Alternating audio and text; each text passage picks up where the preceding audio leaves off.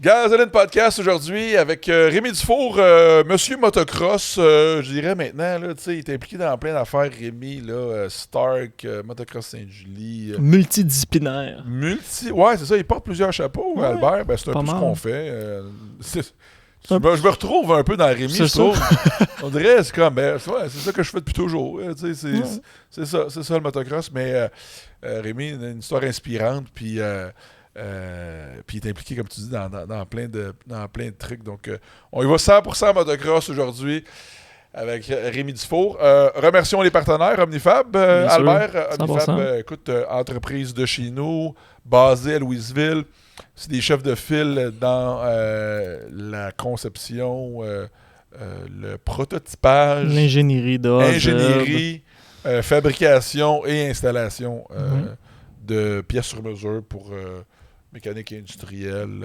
Ils inventent même des machines. Sérieusement, c'est complètement... Dans le fond, tout ce que les autres font pas, Omnifab le fait. C'est ça. C'est fou. T'as une idée, ils ont sûrement moyen de le faire. Ah oui, absolument. Donc, Omnifab, allez les voir sur les réseaux sociaux, Omnifab, ou sinon omnifab.ca. Et une façon de supporter le podcast, c'est en vous procurant la gasoline vodka, bien évidemment, disponible un petit peu partout en SAQ, qui est délicieuse. On a plein de feedback. En plus, ça, c'est vraiment le fun. Oui. C'est drôle parce que le monde peut rater la vodka sur la page SAQ. OK. Il y a comme une section. T'as pas vu ça? Il y a une section commentaires.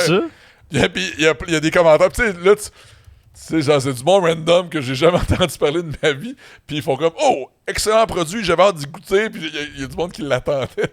C'est vraiment drôle à voir les commentaires. Puis les gens s'attendaient pas à ce que ça soit aussi bon. Fait que un gros merci à tout le monde qui encourage le podcast en achetant la gasoline vodka. On est-tu prêt à commencer ça? On passe ça. On est live, Albert? On est là. On est live et aujourd'hui, on parle électrique. Yep. On parle de moto électrique avec Rémi Dufour. Yes sir, Ben, comment ça va? Ça va bien, merci d'être là. Ça fait plaisir, merci de me recevoir dans ton humble studio. Dans mon studio, ouais, mon humble studio, que t'as la bonne franquette. Ouais. Non, ça look good, c'est perfect. Ouais. Je prends des trucs, là, j'ai mon petit studio dans le sous-sol à la maison, là, fait que... Ouais, tu l'apprécies parce que t'en fais des podcasts de ton bord. Puis tu sais la job qu'il y a en arrière de ça. Ouais, fait que, le job et toutes les qu'est-ce que ça rapporte aussi. C'est ça. Des millions de dollars. Non, c'est une job de passion. Écoute, c'est quoi toi avec? Mais écoute, on a tout le temps du monde qui nous aide un peu pour supporter ça. Mais là, on fait ça parce qu'on est passionné. Nous autres, c'est le Motocoach Podcast, les Race Pod. On suit les courses, les SX avec Nick puis David D-Spec. C'est toi que on va passer temps ça chez D-Spec. Ceux qui écoutent le podcast, ils vont connaître ça assurément. C'est ça. Mais fait qu'on est un peu là-dedans, fait que c'est cool. Mais c'est le fun de me faire recevoir là, en tant qu'invité. Ça change un peu de... La vibe, c'est ça, c'est un petit peu différent. Mais là, écoute, parle-nous de toi, là, parce qu'il y a peut-être des gens qui te connaissent un petit peu moins, tout ça. T'es dans le monde du motocross, ça fait longtemps, t'es impliqué, écoute, les courses, ta blonde, tout ça. Mais conte-nous un peu comment ça a commencé. Là. Moi, ça fait longtemps, oui puis non en même temps, parce que je suis pas né d'une famille de moto, pas en tout.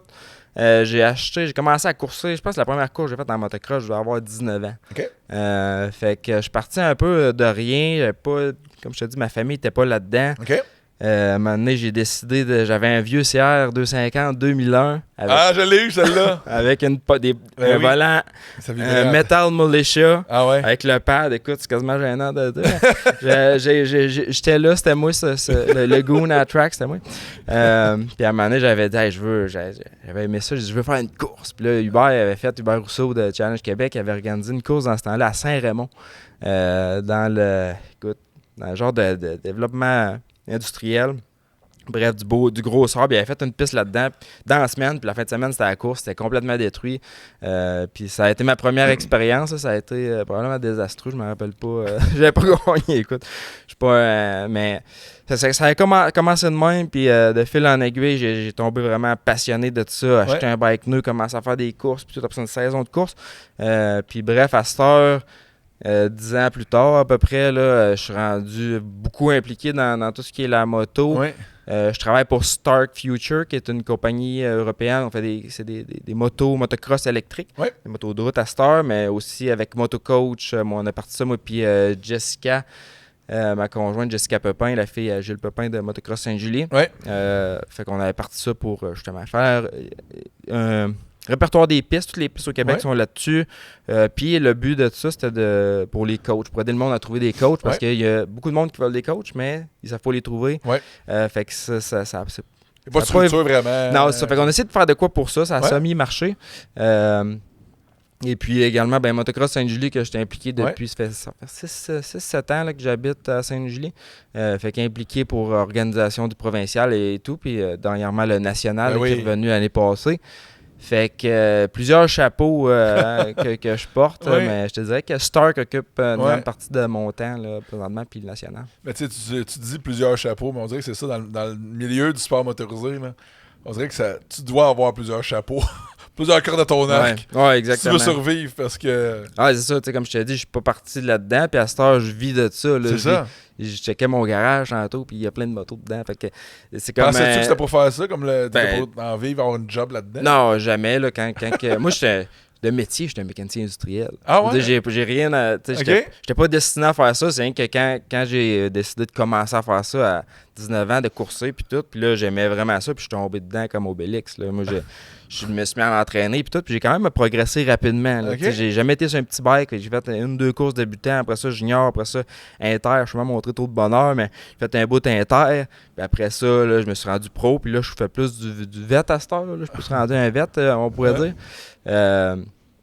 Mais écoute, c'est ça, j'en ai mangé, j'en ai fait, puis trouver des commanditaires, tester des bikes, faire des affaires avec l'électrique un peu, puis ce job-là m'est comme un peu tombé sur la tête. Beaucoup de coaching de moto que j'ai fait aussi, mécanique de moto, fait que j'ai vraiment un peu touché à un peu de tout, là. Ouais.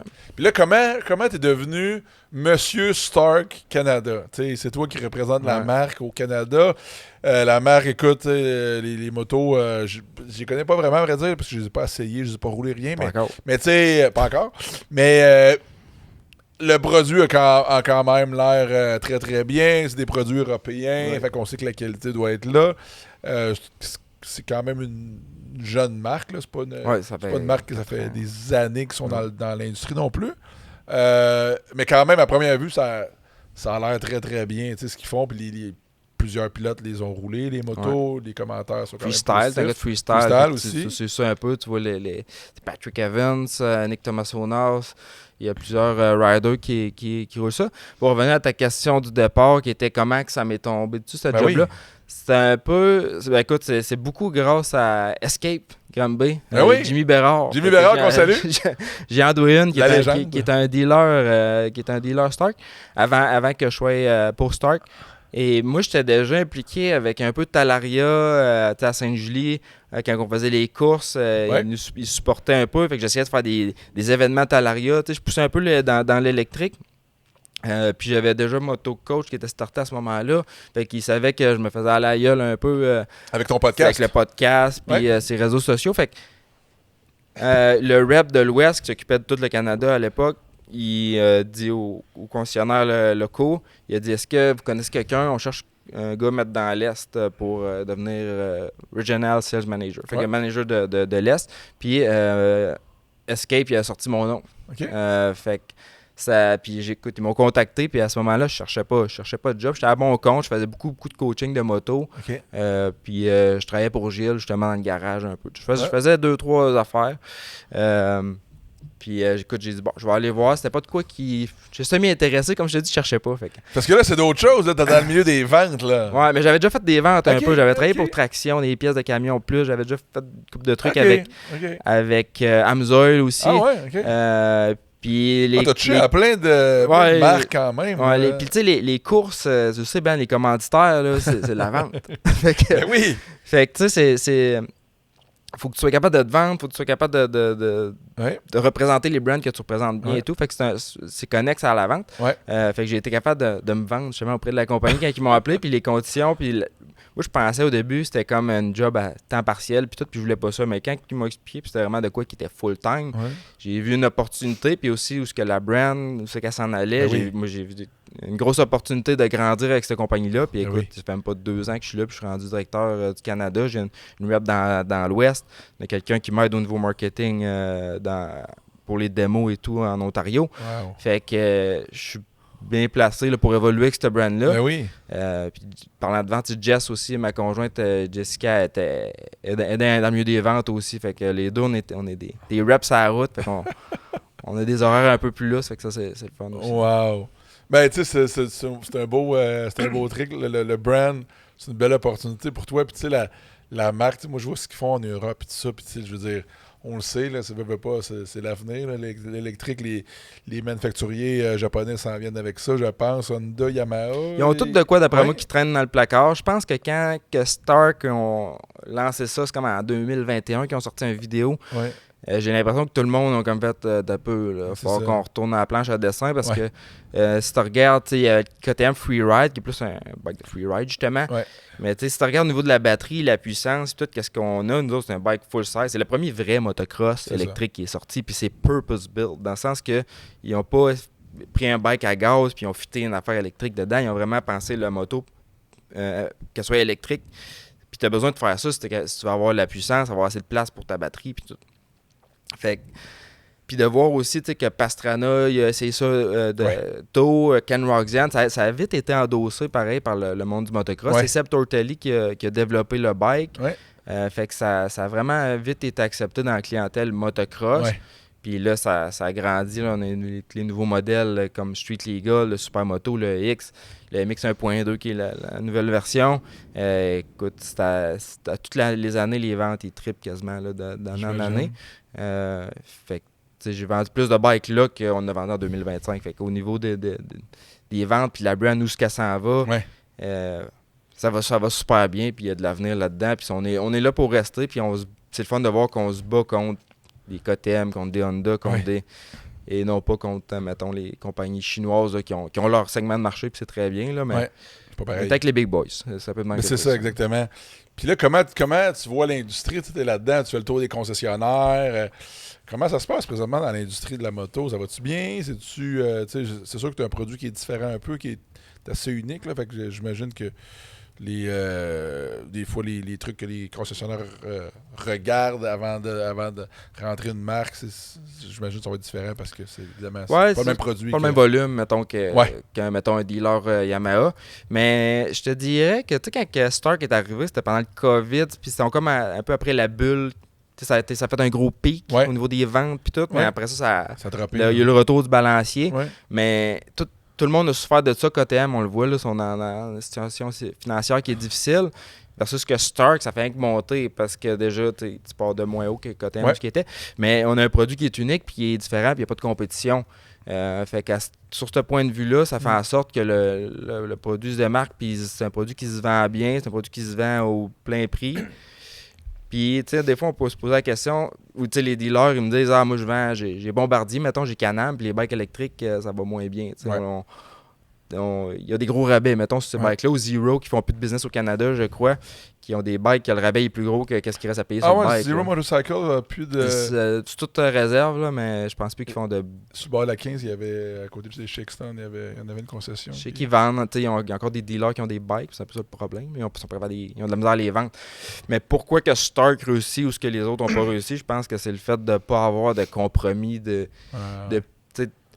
oui, il est électrique, mais c'est pas plate. Puis quand tu regardes le bike, ça n'a pas l'air d'une affaire bizarre. Puis quand tu es assis sur le bike, t'as pas l'impression d'être sur une affaire bizarre aussi. Puis tu as de la puissance à 80 forces. C'est incroyable. Tu as la puissance, tu as le frame, tu as le châssis, tu as les suspensions. Parce que si tu mets le fait que le bike est électrique, il va bien pareil. C'est toutes ces petites affaires-là. Je pense que le monde sont prêts à investir, sont prêts à acheter un véhicule électrique, mais ils veulent pas de compromis. Non, absolument. Puis je pense que le fait de le faire dans le segment motocross, je pense que l'électrique se prête quand même bien à ça, tu comprends? Parce que c'est pas comme tu pars pas en faire pendant 4 heures de temps, là, tu comprends? Tu vas faire une session, tu reviens, tu te reposes un peu, tu repars. C'est quand même des petits intervalles versus, par exemple, une moto de route. Là. Fait que là, je trouve que le motocross, ça se prête bien quand même à l'électrique, versus d'autres segments ou d'autres modèles. Ouais, c'est vrai. Puis c'est plus facile de mettre un bike en marché quand il est hors route. Le switch qu'on a fait l'année passée de mettre ce bike-là légal dans la rue, ça a été... C'est beaucoup d'apprentissage, puis c'est compliqué, ça coûte cher. Mais fait que je pense que la stratégie pour lancer ça a été relativement bien faite. Niveau marketing, c'est tout avec les réseaux sociaux. C'est comme tu disais tantôt, je pense pas qu'avant le podcast, c'est un peu l'iPhone des bikes électriques. La Tesla des autos. Je pense c'est ça. Un peu, la Tesla des motos. C'est un peu différent. Puis tu sais, c'est intéressant de voir. Moi, je couvre le Canada au complet, coast to coast. Fait que j'ai été à Vancouver, j'ai été à Terre-Neuve. Fait que c'est intéressant de voir les différents marchés, qu'est-ce qui pogne où. C'est quoi la réception de la moto électrique dans l'Ouest canadien? C'est le motocross. Vraiment, le premier dealer Stark au Canada, c'était un dealer à Vancouver. C'était Old Shot Motorsport qui était avant. Puis les autres, ça a été les premiers à embarquer. Mais le motocross là-bas, c'était un peu plus slow. Il y a moins d'opportunités de le faire, mais ça a quand même fonctionné. Fait que 2025 dans l'Ouest, ça a été quand même slow. Mais le EX, qui est le bike Dual Sport, imagine que tu habites sur l'île de Vancouver. Là, tu as un motocross légal dans la rue qui est setupé pour la trail avec des lumières et tout ça. Attends un peu. Ça, il faut mettre ça à l'écran, Albert. Peux-tu dire le modèle, Rémi? Le Varg EX. Fait que c'était full cross, mais qui est légal dans la rue, qui est setupé pour la trail. Tu habites sur l'île de Vancouver, que c'est le paradis de la trail, d'off-road, du hard enduro. Puis ça, tu mélanges ça avec la nouvelle rep Lindsay Oyen, qui est vraiment qui baigne dans cet univers-là, dans l'Ouest. Cette année, les ventes, ça va super bien. Là, les dealers, ils n'ont pas de stock. Puis j'ai pas de bike en stock. On vend tout ce qui rentre à mesure. Là, fait que c'est un segment qui est très fort. Tout ce qui est dans le centre, Saskatchewan, tout c'est tranquille. Là. Je t'avouerais qu'il faudrait peut-être que j'aille visiter ce coin-là un peu parce que... Faut que je parte finalement. C'est slow. Le Saskatchewan, c'est plus tranquille un peu. Une couple de dealers, mais c'est plus slow. Un peu, il y a moins de monde aussi. Mais dans l'Est, le motocross est vraiment fort. Puis on le voit aux courses, on le voit au national, on le voit que ce soit Deschambault, Challenge Québec et tout. Il y a du monde qui font du motocross. Fait que ce segment-là, c'est bon. Grégoire Sport, qui avait été dans les premiers dealers, il avait vendu, je pense, 45 bicycles la première année. C'était quand même très bon. Puis après ça, tu as Nouveau-Brunswick. J'avais pas de dealer, j'en ai ouvert un hier. Aujourd'hui, j'ai signé le contrat avec. Fait que ça développe plus dans l'Ouest un peu. Mais je te dirais que Québec, en tant que la province de Québec, sur le motocross électrique, moto électrique hors route, on est un an en avance sur le reste du Canada. Wow. Peux-tu le remettre, Albert, s'il te plaît? Parce que j'aimerais ça en HD. J'aimerais ça, Rémi, que tu nous parles du bike là, un petit peu plus en détail, parce que c'est...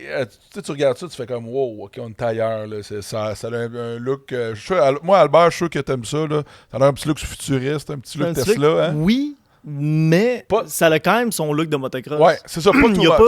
Il n'y a pas de réinvention de la roue. Ça a l'air d'un motocross. J'avoue. Mais tu vois que c'est différent, mais ça a l'air d'un motocross. Ça a pas l'air d'un vaisseau spatial. C'est ça. Ça, c'est... Comme tu disais, ça c'est malade parce que ça, tu vas partout avec ça. Là. Ça, tu vas dans une trail de motocross, puis après ça, tu vas sur la rue. Puis tu pourrais aller au dépanneur, puis tu pourrais courser dans le FMSQ ou même aller à Deschambault.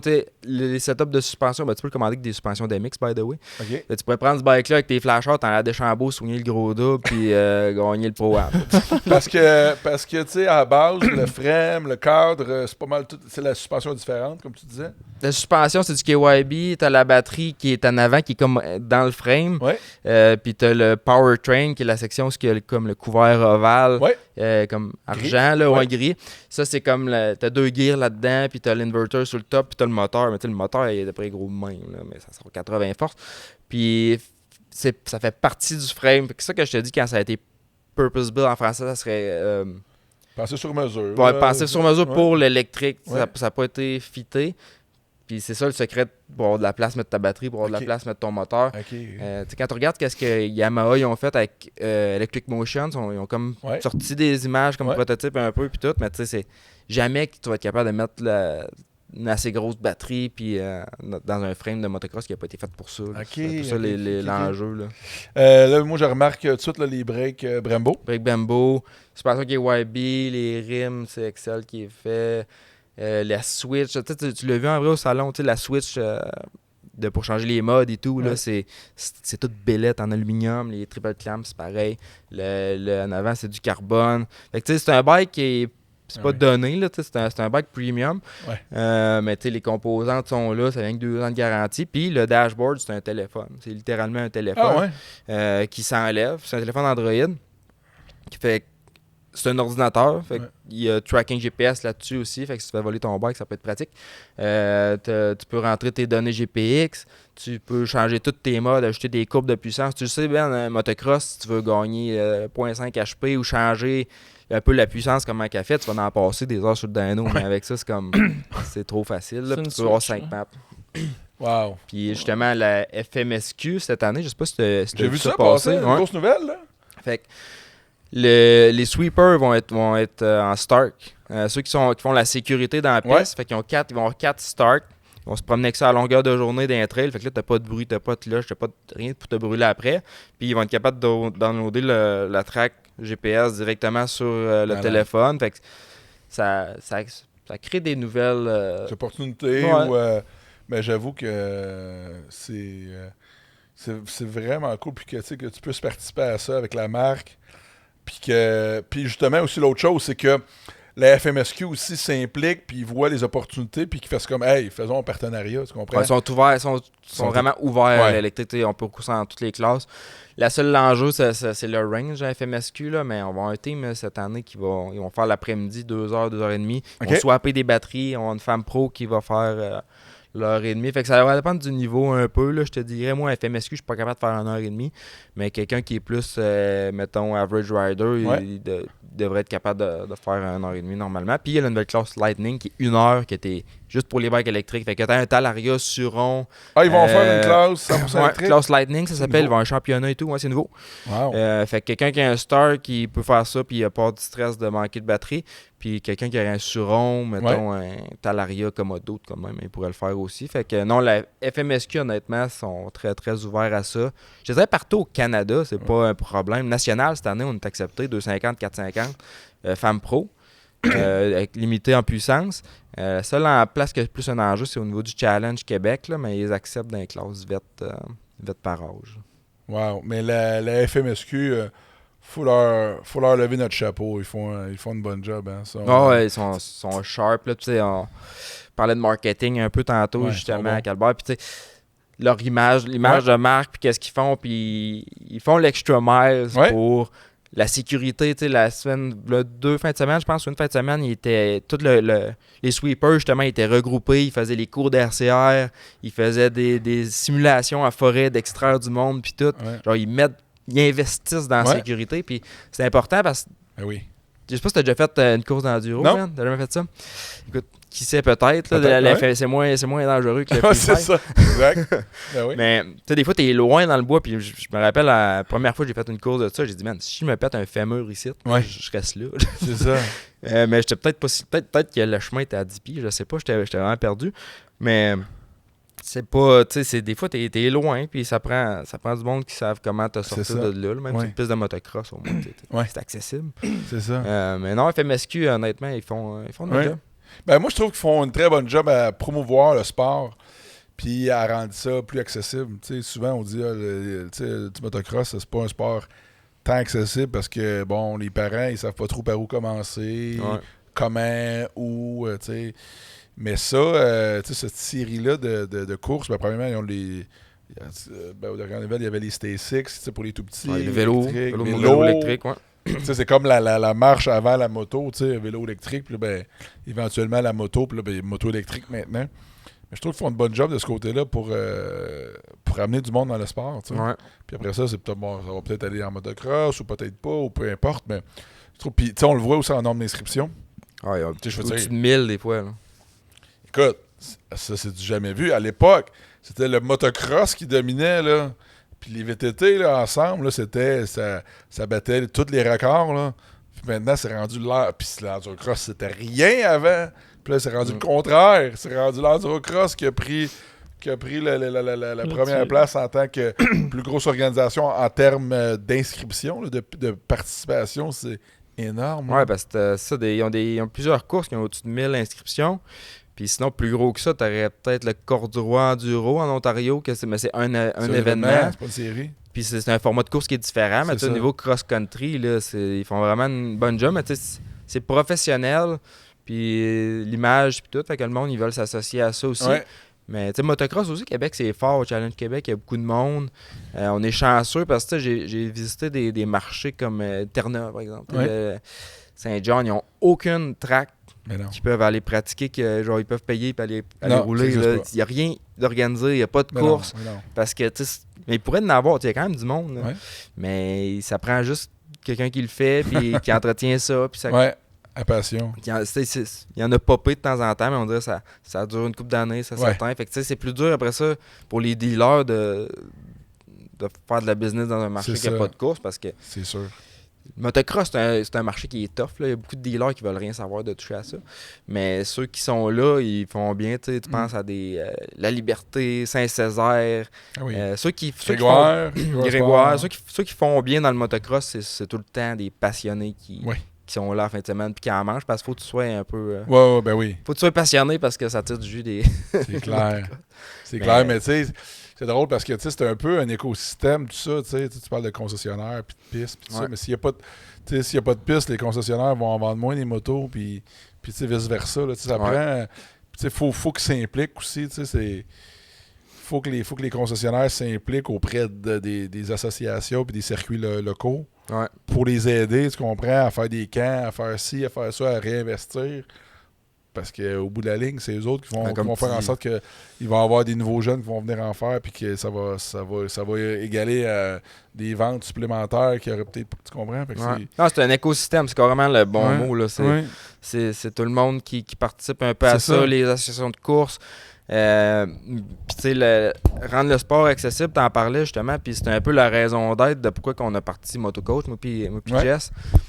Le but, c'était de rendre le sport accessible à ceux qui commencent. Parce que moi, justement, je te le disais tantôt, moi, j'ai parti de zéro. Je suis dans une position que j'ai été dans les deux. C'est ça. J'étais comme le goon qui a jamais mis les pieds sur une track, qui sait pas comment ça marche. Puis là, tu sais, que j'ai roulé pro, que je suis le futur du motocross. C'est ça, que je suis dans le motocross. C'est ça, je suis là-dedans tout le temps. Puis, fait que j'ai vraiment connu les deux, puis ça me permet de voir, de me mettre à la place de ceux qui commencent. Ben oui. Puis c'est pas vrai que c'est évident. Mais non. Moi, quand j'habitais, je suis grandi à Sainte-Catherine de la Jacques-Cartier, qui est à peu près 25 minutes, 30 minutes de Chambly. Beau petit village. Ouais, une belle place. Puis avant 19 ans, j'ai jamais su qu'il y avait une track là. Ah ouais? Puis là, à un moment donné, il y a un de mes chums m'a amené là, puis j'ai dit, tu peux faire de la moto sur une track? Genre, t'as pas besoin d'avoir un permis ou genre, faut-tu que tu sois une licence? Genre, tu le sais pas. Puis c'est ça que le monde y pense, genre, mais c'est simple. Quand t'es dedans, c'est simple. Pointe-toi une track avec un casque, des bottes, puis une moto, puis tu vas pouvoir rouler.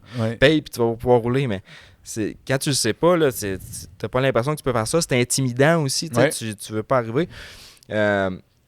Fait que moi, c'était un peu de rejoindre ce monde-là, puis qu'il y a une place qu'ils sont capables de voir, bon, ben, toutes les tracks au Québec sont là, by the way, il y en a genre 36, 35. Puis tel track offre des locations, tel track offre ci, offre ça. Fait que les points de contact aussi, puis les coachs, parce qu'il y a beaucoup de... Puis surtout, de plus en plus, moi, j'étais à Sainte-Julie, on est proche de Montréal, puis 95% du monde qui appelle pour vouloir rouler, c'est soit est-ce que la piste est ouverte, puis genre il mouille et annonce de la pluie pendant 3 jours, mais il va savoir son toit à la fin de semaine. Ou ils appellent puis ils disent allô, moi j'ai jamais fait de moto, je veux faire des cours, j'ai pas de moto, j'ai pas d'équipement. Okay. Mais on avant même d'acheter une moto, ils veulent prendre des cours. Okay. Puis je pense pas que là, 5 ans, 10 ans, on voyait ça. Là. Je pense que c'était t'acheter une moto, t'en faisais dans le pit. C'est ça. Oui. Puis tu voyais comment ça allait. Puis puis les cours, c'était comme. Non, ça existait pas vraiment. Courser, c'était pas. Mais à cette heure, le monde sont plus conscients de ça. Puis les parents, peut-être, ils disent aussi ben, tu vas faire de la moto, c'est correct, mais tu vas apprendre à le faire comme il faut. Ouais. Ce qui n'est pas une mauvaise chose. Ouais. Fait que ça a été vraiment un peu ça le but. Puis le podcast aussi, on a fait des podcasts, comment commencer les courses. On a fait des podcasts relatifs à ça, à l'entraînement, surtout d'un début. Fait que c'était vraiment ça l'idée. Mais on est chanceux aussi au Québec. On a tellement un bel écosystème justement de pistes. Tu t'es promené aux États-Unis, tu as été un peu partout, tu as été en Europe.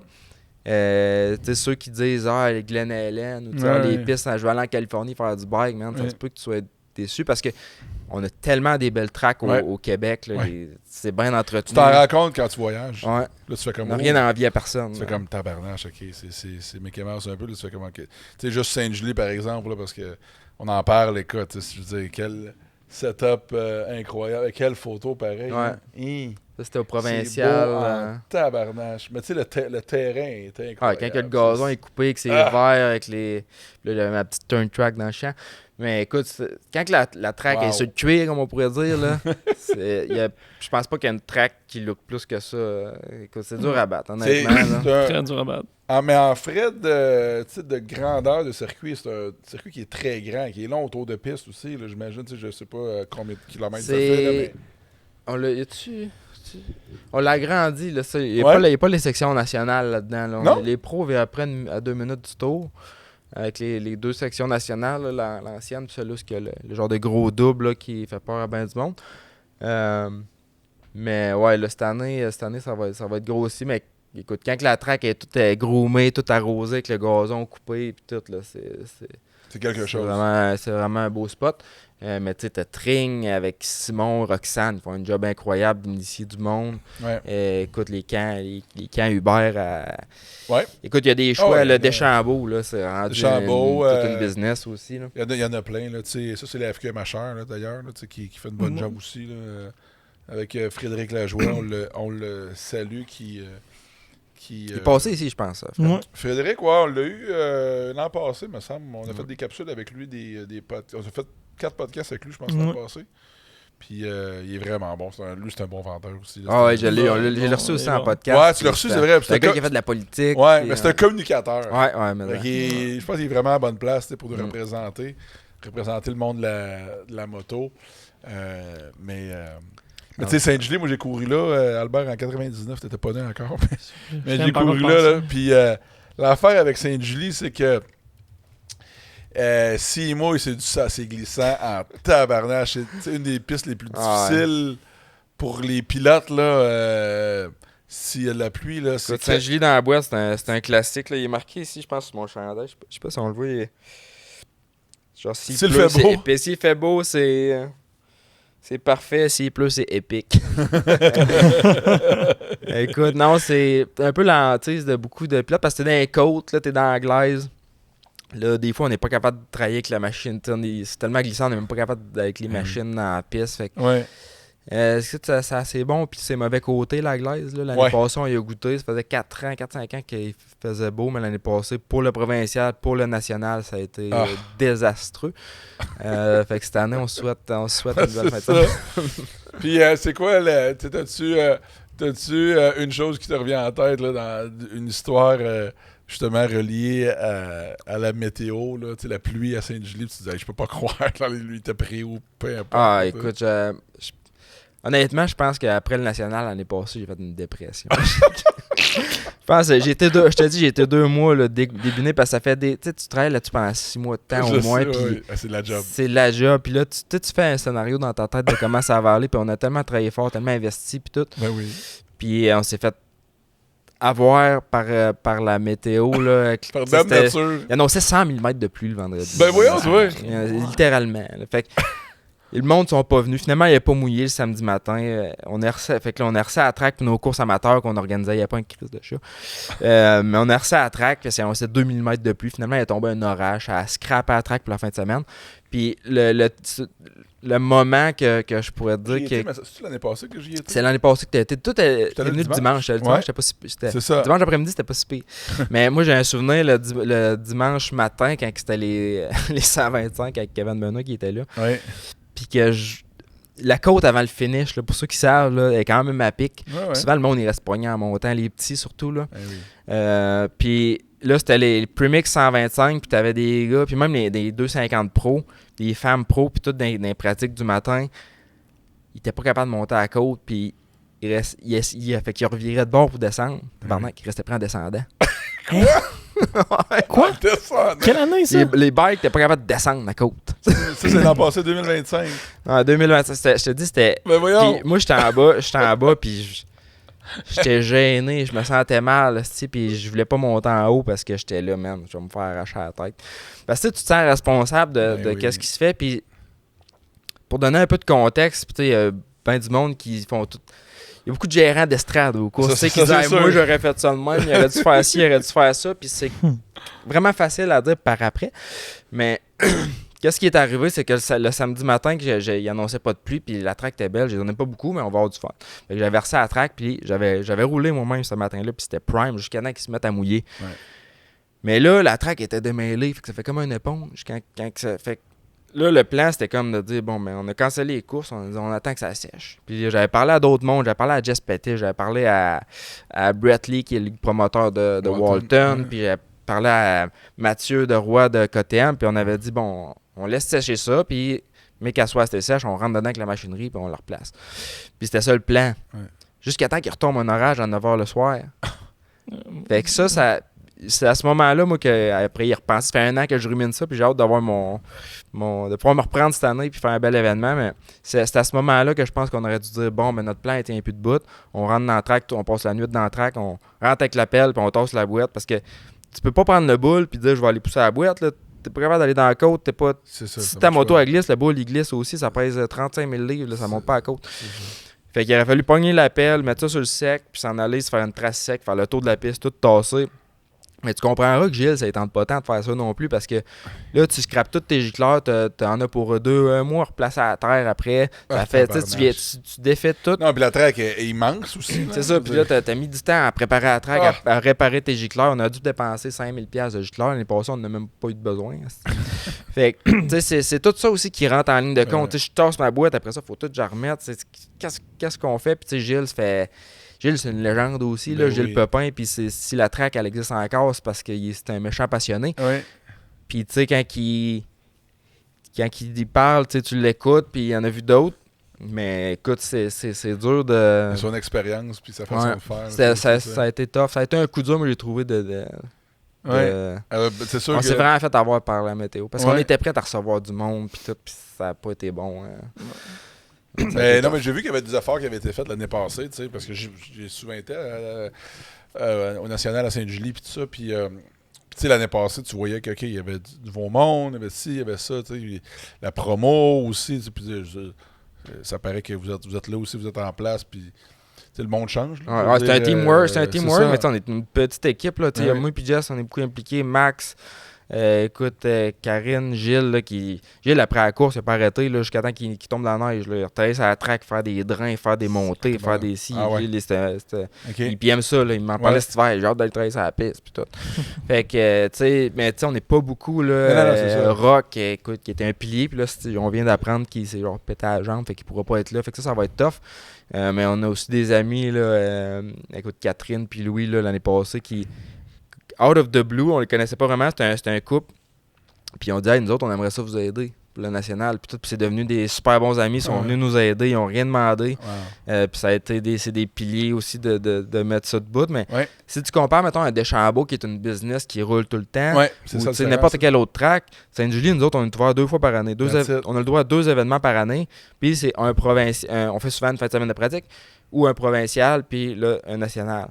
Fait que on n'a pas tout le. On n'est pas rodé là, tout le temps. Puis toutes les années, c'est à recommencer. Puis c'est la même job, ouvrir notre track, ouvrir même peut-être plus d'ouvrages parce qu'on est dans les côtes d'anglaise. Puis tout. C'est beaucoup de travail pour 2 événements. Fait que quand tu manques ton coup sur ton événement, c'est pas. Ça prend 12 mois avant que tu le refasses. Là. Non, c'est vraiment. Long, c'est vraiment pas optimal. Fait que, non, c'est pas facile. C'est pas facile.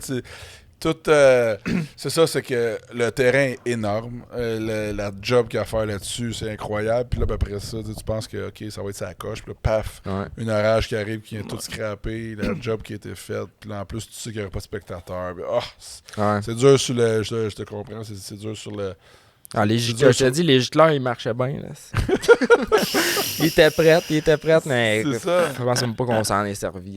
C'est tough. Puis là, on a organisé le samedi, c'était un événement qu'on avait organisé comme nous autres. C'était pas sanctionné, rien de ça. Fait que t'achètes des trophées, t'achètes ci, t'as fait ça. C'est comme, on a mis de l'argent pour faire épouvantable. Cette année, on a changé un peu la recette. Là. On va avoir le provincial le samedi, puis le national le dimanche. Fait que beau temps, mauvais temps, la place, ça va être pactée. Fait que ça va. Puis c'est moins d'ouvrage pour nous autres un peu aussi, parce qu'on a une fin de semaine de course au lieu de 2, puis le challenge s'occupe de la course. Là. Ouais. Puis la fin de semaine avant, on a des pratiques. Là. Fait que ça va être un peu plus soft à ce niveau-là. Là. Fait que fin juin. Fin juin, ça va être beau. Ouais, ça 28 juin, la course nationale. OK. 28 juin. Triple Crown. Le retour du Triple Crown. Ça va être la deuxième année de suite que vous accueillez le Triple Crown, qui est une très bonne nouvelle. Là. C'est une track de national. Ça, c'est que ça revienne. Cette année, puis je suis dans un meeting des promoteurs des nationales. Puis il y a un effort qui est fait au niveau de l'organisation à avoir une meilleure communication, être plus organisé. Fait que j'ai hâte de voir qu'est-ce que ça va donner. Puis un peu à unifier aussi chaque événement pour que quelqu'un qui va, mettons, à Sandeli, qui arrive à Sainte-Julie, puis il voit que c'est la même série, mettons. Là, fait qu'au niveau du branding, puis tout, il y a Brett Lee, justement, qui était promoteur de Walton, qui est impliqué à ce niveau-là. Est-ce que c'est encore les frères Thompson qui opèrent la série Triple Crown? Justin Thompson, Carl Thompson, il s'occupait l'année passée, là, il n'est plus là, il fait ses affaires de médias sociaux et tout.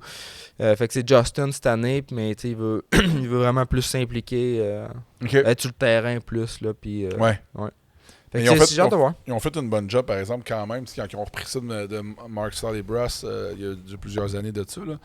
Mais, c'est business stuff aussi. Oui, c'est business stuff. Ils n'ont pas de title sponsor. Cette année, je sais pas. Là, je sais qu'ils ont des annonces à faire, mais... Ils sont arrivés, eux autres, à la fin de Boisson Énergie, de Rockstar. Pis ça, j'écoutais ton podcast en montant, justement, ici avec... il fallait le sort, puis t'en parlais Rockstar, puis tout. Puis c'est des affaires que ça peut... Tu contrôles pas, c'est ça qui est tough. Tu n'as pas ta destinée dans tes mains tant que ça, parce que tu es un peu à merci de ces grosses compagnies-là pour des courses extérieures, pour des séries comme ça. Fait que tu sais, Stalley-Bruss avec la CMRC, il a pogné les bonnes années de Course Light, de Molson Export, de Monster, après ça, qui a pris la place. Il y a la Fort, puis après ça, il y a... Monster s'est tassé, puis Rockstar a embarqué, il a pogné ça, puis après ça, il a vendu ça aux frères Thompson. Puis les autres, ils ont pogné les grenouilles, tu sais. Il leur restait un an. Le COVID aussi. Ouais, ben c'est ça. Puis même avant ça, ce qui est arrivé, c'est qu'on a tous été victimes de ça. Là. Moi, j'ai été là-dedans aussi. Là. C'est que, encore là, rien qu'on peut contrôler, c'est que Rockstar a été acheté par Pepsi. Fait que là, les autres Pepsi, là, ils s'en torchent là, du motocross, tu comprends, là, puis de Sainte-Julie, puis de Ben Milo, là, tu sais, puis des nationaux, puis du snowcross au Canada. Ouais. Fait que ça a tout passé dans le tordeur, tous les employés, ça a tout passé dans le tordeur, dont, évidemment, la série Triple Crown. Puis c'est drôle parce que l'histoire est encore plus crève-cœur, parce que moi, j'ai parlé du monde de Rockstar qui me disait qu'il était en place jusqu'à temps qu'ils se fassent acheter puis qu'ils perdent leur job. Puis le plan, c'était que Rockstar réinvestisse encore plus d'argent dans le monde du motocross. Ouais, ils voulaient encore grossir ça, puis ils voulaient encore réinvestir plus de fonds là-dedans. Fait que là, tu te dis, oh my God. Moi, j'avais une très bonne gig avec Rockstar pour le freestyle. Là.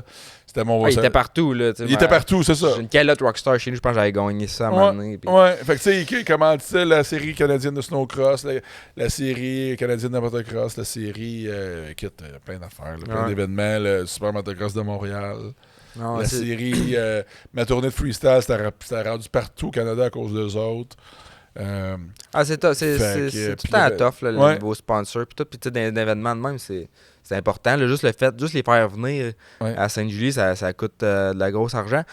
Puis, mais on est chanceux à Sainte-Julie, je te dirais qu'on a des partenaires qui reviennent d'année après année. On n'a pas besoin tant de courir après. Puis on essaie tout le temps d'en donner plus qu'est-ce qu'on promet. Puis Sport Colette, là, ça fait combien de temps qu'ils sont là, que les autres là, sont full all-in avec nous autres, sont présentateurs, commençants présentateurs de l'événement. Cool. Fait que, écoute, ça prend du monde de même pour faire marcher ça, parce que c'est bien beau mettre du jus de bras. Puis, moi, je fais pas une scène avec ça, là, le national. Puis, je compte pas mes heures, mais l'année passée, je l'ai mis en tabarouette. Puis Jess, on s'implique, tout le monde est impliqué là-dedans. Puis, écoute, c'est de la passion, là, mais même la passion, à un moment donné, des fois, ça. Ça paye pas les billes. Ça paye pas les billes, c'est ça. C'est ça. Mais. Non, mais ça n'en prend, puis c'est le fun d'avoir un sport colette, puis c'est le fun que tu en parles aussi, parce qu'il faut faut qu'on leur donne la visibilité. Puis t'as un partenaire justement que tu aimerais nommer ou tu aimerais parler, qui justement qui s'implique avec toi dans le projet puis qui t'aide ou écoute, tous les dealers locaux pas mal, Saint-Césaire, ils nous aident tout le temps. Ah oui. Sport Colette, eux autres, comme je te dis, sont commanditaires, présentateurs, et Profil Moto qui est proche aussi. Écoute, j'en oublie KTM qui est là. Écoute, un peu à brûle pour point de même, là, mais écoute, il y en a. Ils vont tous être sur le chandail de Motocross Saint-Julie. Vous avez une page Facebook? Ouais. C'est quoi, Albert? Tu l'as?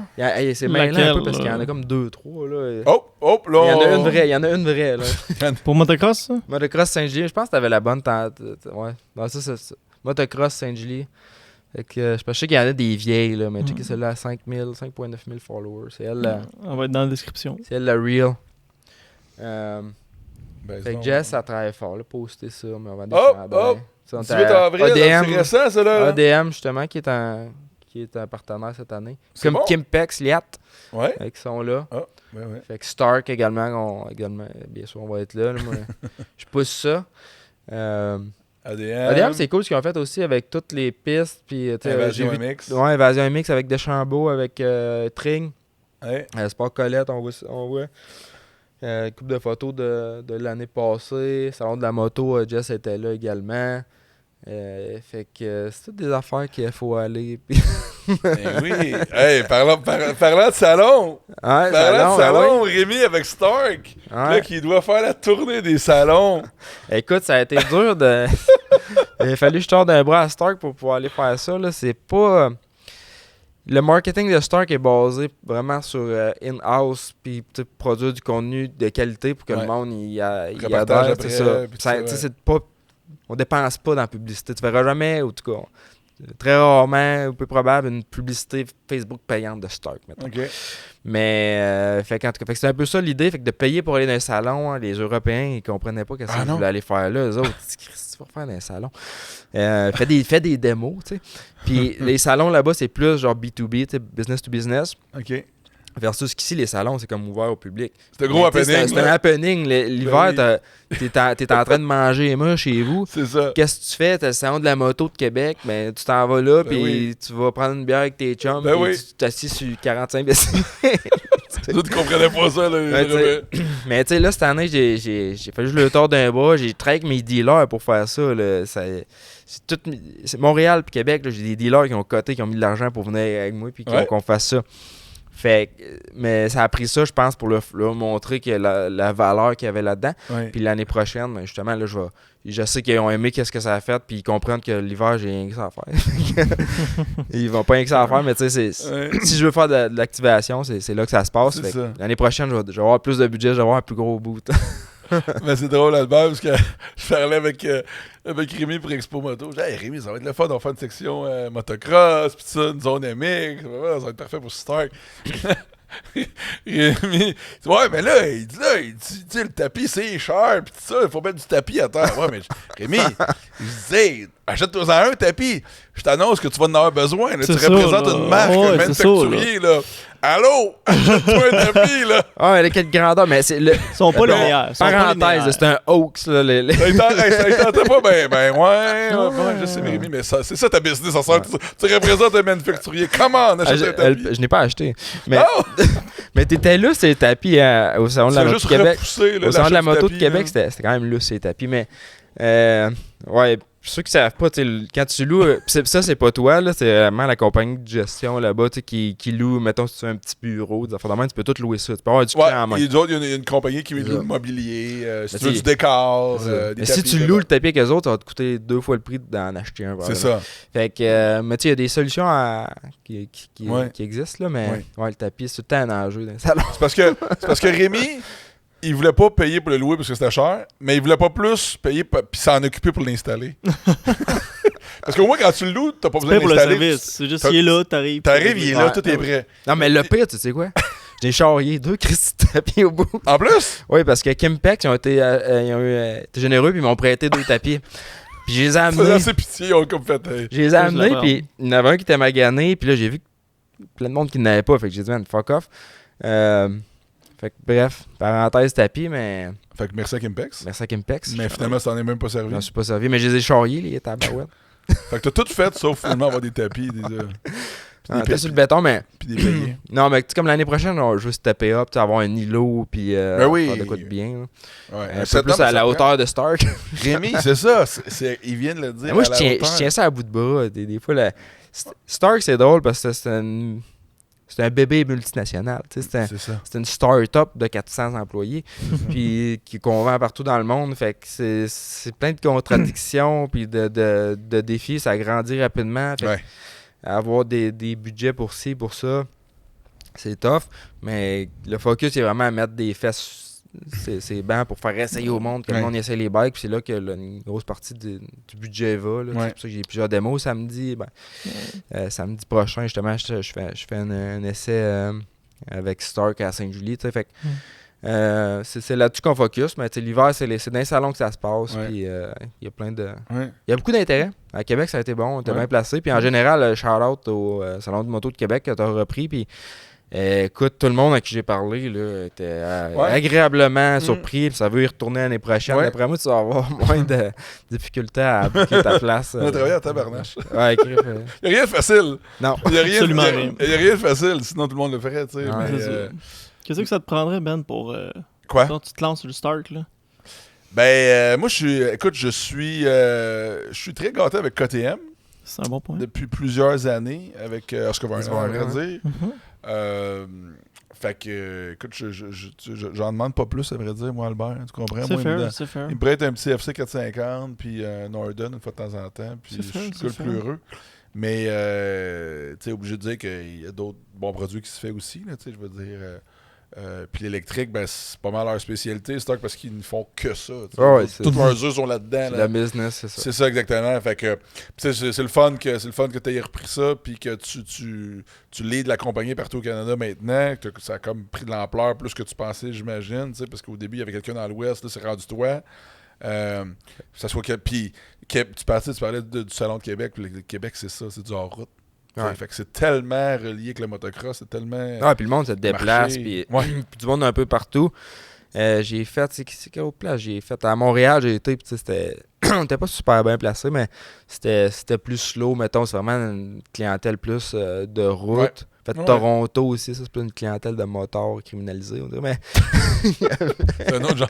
T'as vraiment t'étais pas dans le même salon. Non. C'est sûr. Mais écoute, un autre genre d'événement, j'ai l'impression. À Toronto, ça... Il était dans un gros meet d'Hells Angels. C'est ça, il voulait pas en parler trop. Il y avait toutes les brands. Il y avait plein de patchs dans le dos, comprenez pas? Non, mais c'était la nationale, mais... Non, tu sais, les marchés ont chacun leur force. Mettons, avec un bike de route, puis l'année prochaine, à Stark, on va avoir un bike moto-aventure. Ça a été dit, là, fait que je peux en parler. Il y a pas. Puis ça devrait arriver début 2027, ça. Puis tu sais, c'est un marché énorme. Un bike aventure, un bike aventure. Puis moi, tu me parles d'un bike aventure électrique, puis je suis comme, tu sais, c'est comme pas convaincu. Mais avec ce que j'ai vu, puis ce que j'ai entendu, ça va être malade. Ah ouais. Je pourrais l'essayer juin, je m'en vais en Espagne. OK. Puis je suis posé de pouvoir l'essayer. Mais écoute, le range, ça sera pas un problème. La charge, ça sera pas un problème. Puis ça va. Au niveau performance, Stark, ils font pas de compromis. C'est électrique, mais c'est pas plate. C'est pas. Fait que tu vas avoir tout ce que tu as besoin. Fait que je suis curieux de. J'espère qu'on va avoir ça à temps pour les salons l'année prochaine. Parce que ça va être, je pense, un gros game changer pour l'industrie du petit livre. Qu'est-ce qu'ils m'ont présenté, qu'est-ce qu'ils m'ont parlé, ça va changer l'industrie. Puis pour vous autres, pour toi aussi. Parce que, tu sais, je veux dire, là, ça rouvre les portes aux ventes, là. Tu sais, pas mal plus. On est ailleurs. C'est un gros marché. On est ailleurs. Il y a beaucoup de. C'est en expansion au Québec, je pense aussi. Vraiment. L'aventure, le monde, ils ont 50 ans. Ils voulaient des motocross quand ils étaient jeunes. Là, ils l'ont jamais fait. Crise de la cinquantaine, t'achètes un adventure. On dirait que c'est ça qui se passe. Puis ça s'achète des valises. C'est une clientèle qui ont de l'argent. Fait que, fait que ça, je suis bien excité de ça. Wow. Puis il y a plein d'autres bikes qui s'en viennent. Puis tu parlais un peu tantôt, qu'est-ce que ça. Avec Stark, qu'est-ce qu'il y a? Tu parlais de Monster, le président de l'Amérique du Nord, qui est Neil, qui est mon supérieur immédiat. Il a été chez Monster, il a été chez plein de brands, chez Fox, j'ai été là, tout dans les débuts. Fait que dans les débuts Fox, dans les débuts de Monster, c'est lui qui était là, puis qui a vraiment bâti ce brand-là. Neil, c'est une machine. Il y a des anciens de Alpine Star qui sont en Europe. Fait que tu sais, pouvoir travailler tous les jours, Seb Tortelli, toutes les semaines, je parle. Fait que de pouvoir juste parler à ce monde-là, là, c'est capoté qu'est-ce que ça mène. Puis, on a parlé souvent dans les podcasts de tout le monde, c'est ta passion, la moto, puis tout, mais faut pas t'avoir peur des fois de justement faire le choix, d'aller vers ta passion puis aller all-in là-dedans. Ça peut t'ouvrir des portes que toi, quand t'étais jeune, tu pensais-tu que t'allais faire de la TV à cause du freestyle? Plein d'affaires qu'on n'avait pas imaginé. Ben c'est ça. Fait que moi j'ai tout le temps un peu suivi mon feeling, puis j'ai pas tout le temps pris les décisions qui semblaient rationnelles. C'est ça! Parce que tu sais, quand t'as un métier comme ça, là, mécanique industrielle... J'ai fait 6 ans, moi j'avais ma job syndiquée, tout bien payé. J'aurais pu, maison, garage, tout. Assurance, tout ce qu'on n'a pas, Albert. Là, puis tu sais, à un moment donné, j'ai décidé pendant la COVID, je me suis acheté un vieux Econoline, j'ai rempli ça d'outils, puis je déménageais à Sainte-Julie, puis je suis allé porter des cartes dans le garage, j'ai dit je fais de la mécanique de machinerie lourde. Fait que je prends, je suis parti, j'ai pris un gros risque, puis tu sais, pour ça j'ai fait des cours, des ci, des ça, puis ça m'a amené à ce que je suis là, fait que je pense que... C'est une bonne leçon, pareil. Tu sais, à apprendre, puis je veux dire, à parler, puis justement à dire aux jeunes, justement, que regarde, des fois, c'est pas tout le temps le chemin qui semble le plus logique, qui va t'amener, dans le fond, à un endroit... c'est pas parce que t'es pas né d'une famille de ça, mettons, que les portes s'ouvrent pas. T'sais, si t'es passionné puis que tu travailles fort, le monde, il le voit, puis... Ça m'a ouvert plein de portes, puis ça continue de le faire. Là. Écoute, c'est... Surtout que les réseaux sociaux, je veux dire, il y a plus d'opportunités aujourd'hui pour développer quelque chose. On a parlé pas mal. T'es venu faire un tour sur RacePod l'autre fois. On a fait un l'autre jour. À distance, puis on a parlé beaucoup de ça, comment dire, puis des riders comme Saint-Cyr. On en parle pas beaucoup, tu sais, de ce volet-là, tu sais, de l'envers du décor d'un sport comme le motocross. Puis, tu sais, on a enregistré un podcast avec Andrew Ranger, puis, tu sais, Andrew, il a perdu sa ride avec Payet, puis tout ça, puis là...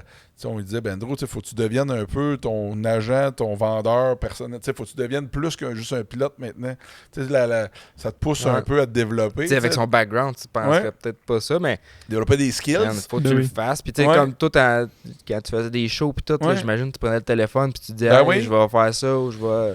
Oui. Faut que tu te mettes la face devant la caméra, puis que tu distingues. Faut pas t'attendre que ça te tombe dessus. Non, c'est ça. Vraiment pas, parce que tu vas attendre longtemps, tabarnage. Les personnes qui... Tu parles à la plupart des pilotes, des personnes qui...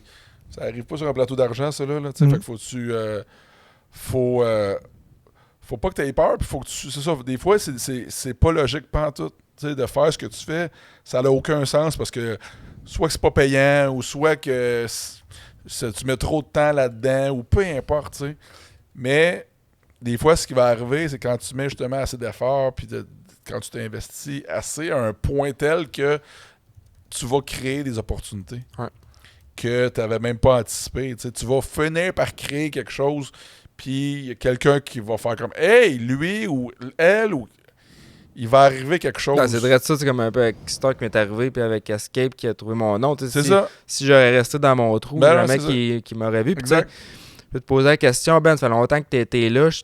C'est comment que tu as vu ça, toi, au niveau de v'là 20 ans? C'était quoi aux courses au Québec versus là? Comment le monde y gère ça? T'as une observation là-dessus? Ben, écoute, c'est sûr que c'est plus professionnel, c'est plus d'argent investi, plus de... Tu sais, le bon côté du sport aujourd'hui, c'est pas mal plus familial. Fait que, tout ce qui est coaching est pas mal plus développé qu'avant.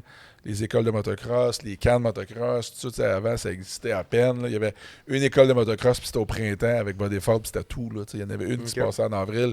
Ils poussaient en neige dans le pit de sable, puis ils faisaient des tracks là-dedans. Puis, fait que c'était tout. Là. Il n'y avait pas grand-chose. Moi, quand j'ai commencé, il n'y avait même pas de classe pour les écoliers 80cc. Ils appelaient ça comme ça dans le temps. Fait qu'on...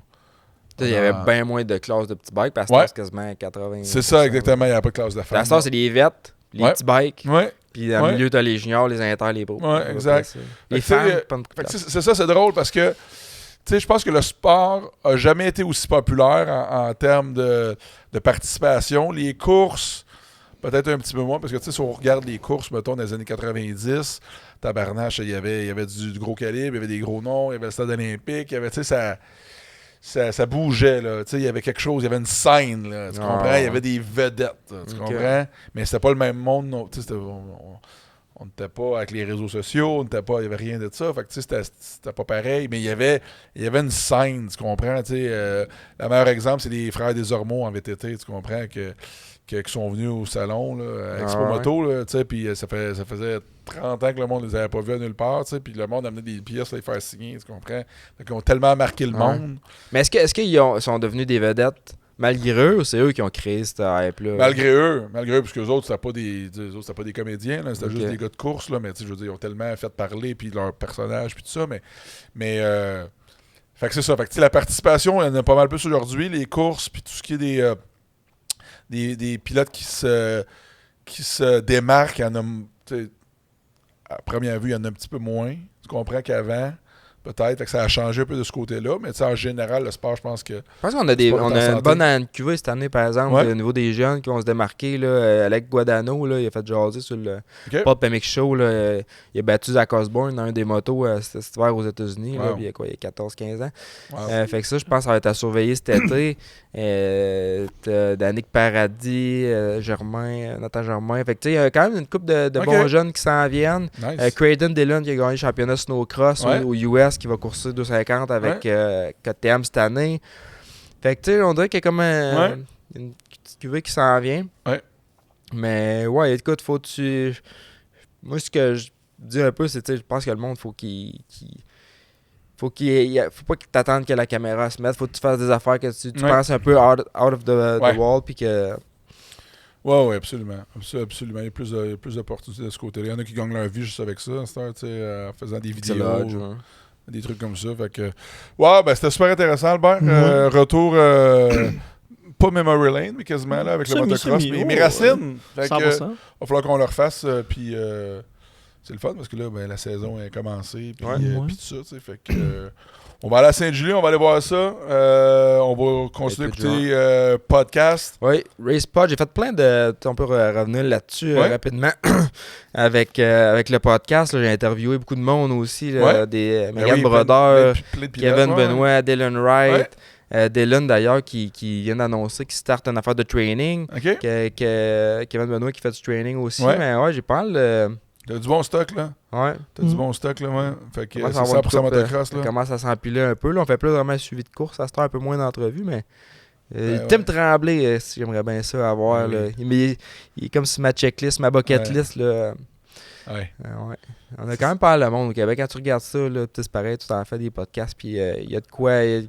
Il y a de quoi jaser en masse. Ah oui, il y a de la passion, il y a des histoires en tabarnache. C'est pas de la matière qui manque, là. On l'a fait une fois, Tim, en Zoom. C'était avant... C'était avant l'ère Brigade Web. Avant l'ère Gasoline. Ouais, c'est ça. C'était l'autre podcast que je faisais avant. MotoX. MotoX podcast, c'est ça. Puis on l'avait fait, il était dans son panel. Je pense que je l'écoutais, ouais. Il venait de Floride, une affaire de même, mais c'était super drôle. On va retrouver son panel, on va le faire dedans, son panel. C'était un animal. C'est une machine, c'est une bête. Vraiment... Un vrai gars du Lac-Saint-Jean. Une vraie machine. Il s'était pointé une couple d'années à Ironman, il a qualifié 4. Tout le monde, c'est Tim Tremblay. Vraiment. Mais écoute, on va continuer à suivre tes podcasts. C'est le fun. Suivre les résultats des courses et tout ça. Puis c'est à jour. Là, fait que c'est ça qui est le fun avec l'actualité du motocross. Stark, etc., les réseaux sociaux, Motocross Saint-Julie, aussi Facebook. C'est le focus là, pour les prochains mois, Motocross Saint-Julie. Ouais, allez voir ça sur les réseaux et sur place, évidemment. Albert, c'est le temps de remercier les partenaires. Toujours. Omnifab, gros merci aux partenaires Omnifab qui aident beaucoup le podcast. Puis de continuer, tu sais. Puis d'ailleurs, si vous voulez aider le podcast, les gens... c'est assez simple, ils peuvent acheter la bouteille Gasoline Vodka en SAQ. Puis on rit, mais c'est une façon de contribuer à ce qu'on continue le podcast. Donc, Gasoline Vodka est disponible en SAQ un petit peu partout au Québec. Tu peux même la commander à ta porte. C'est vrai, on peut la commander en ligne. Ouais, je l'ai fait, ça marche. Oui, c'est vrai. Je pense que tu as fait ça, toi, en plus. J'ai fait ça, ça marche. C'est ça, coche. Il arrive là, il demande tes cartes parce que j'ai l'air d'avoir 12 ans. Puis... Le livreur qui te demande tes cartes? Oui, le livreur il demande tes cartes, après ça, il t'a 18 ans, puis après ça, il donne la bouteille. Pourquoi se déplacer? Et voilà. Reste dans le confort de ton divan, bois de la gasoline, il va bien. Et voilà. Alors, on se laisse sur ces belles paroles. Merci. Yes, merci Ben. Salut, Yes, sir. Yes. Ah ouais.